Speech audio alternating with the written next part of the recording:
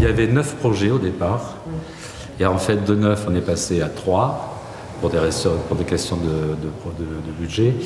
Et en même temps on venait de gagner un concours qui était la réhabilitation de l'hôtel qui est en face de cet établissement-là. Ce qui fait qu'on recommençait à regérer l'entrée de bourg. Parce que l'entrée de bourg n'était pas complètement définie. L'hôtel était bloqué visuellement par un appentis. Enfin bon, là, elle existait, mais elle n'existait pas en même temps parce que c'était un courant d'air. Enfin bon, bref. Ce qui fait que par rapport à essayer de nourrir un programme, qui n'était pas complètement défini au départ, donc il y a eu des personnes qui nous ont dit, parce que moi je pose toujours cette question dans un village, est-ce qu'il y a un homme célèbre? Alors, oui, j'en connais un, il est à côté de moi, mais c'est la question que je pose. Et on m'a dit, oui, il y a monsieur Marcelin Boule, ici.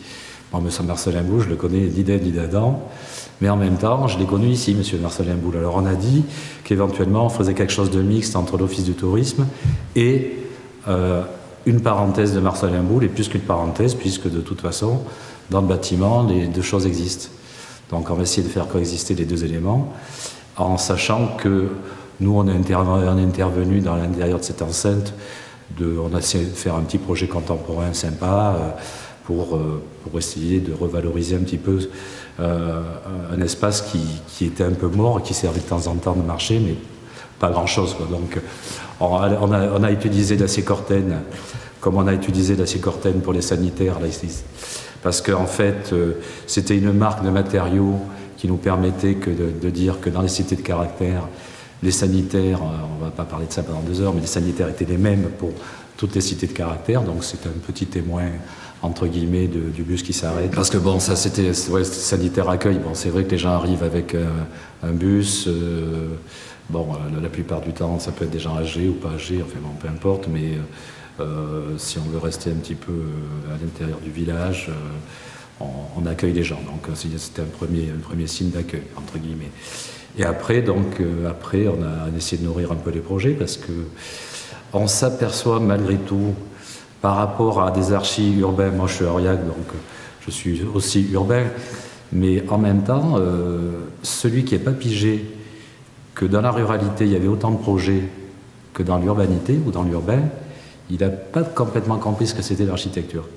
Donc, nous, on est 8 à l'agence, 40% du chiffre d'affaires, il est dans la ruralité. Donc, premièrement, il y a de l'argent, deuxièmement, il y a des subventions, et troisièmement, on fait des vrais projets contemporains pour alimenter un petit peu le cerveau de chacun. Parce que, bon, si on reste dans la platitude ambiante, c'est pas possible. Donc, après, on fait des petits événements. Donc, on essaie, nous autres aussi, au travers des petits projets qu'on fait, de marquer un petit peu l'architecture contemporaine. Bon, là, c'est un petit exemple, mais c'est quand même contemporain. Ça peut être un petit musée, ça peut être plein de trucs. Donc ça, c'est important pour nous. Ça nous fait... c'est un événement, et les gens qui passent devant, ça plaît pas, ça machin, à la limite, je ne devrais pas dire ça, mais je m'en fous. Parce que quelque part c'est pour faire des signes dans la tête. C'est-à-dire qu'on vient de terminer, par exemple, un projet sur la vallée de Vic, qui est le projet on appelle ça du pas de serre. Chaque fois que j'ai un copain qui passe devant, il me dit « Qu'est-ce que tu as fait ?» Donc déjà, quand la question est posée, c'est bon. Parce que quand on me dit « Qu'est-ce que tu n'as pas fait ?» c'est un peu plus embêtant. Donc « Qu'est-ce que tu as fait ?» Et ça pose une question. Et je pense que nous, archi, on doit poser cette question. Donc après, qu'est-ce que tu as fait? On a fait. Et après, on rentre dans la fonction. Avec Pierre-Paul Jacques, le maire, machin. Et après, c'est la gestion du chantier, comme d'habitude. Des choses qui sont pas faciles à gérer, parce qu'en fait, la ruralité, le projet rural, etc., donne du travail aux petites entreprises rurales. Et parfois, on a un petit décalage entre ce que l'on veut faire aux gens et ce qu'ils peuvent faire. Donc, des fois, ça dure un peu longtemps. On est encore obligé d'éduquer un peu, et ça ne plaît pas à tout le monde. Mais ça aussi, c'est pas grave. Mais voilà, parce que le projet génère quand même tout ça, quoi. Génère de l'événement, génère du travail pour la petite entreprise locale, parce que bon là, c'est pas Vinci qui viendra ici, on est tranquille, mais en même temps, il faut donner la capacité aux gens de pouvoir faire des projets. Et plus il y a de projets, plus ils ont la capacité de le faire. Donc ça, c'est important.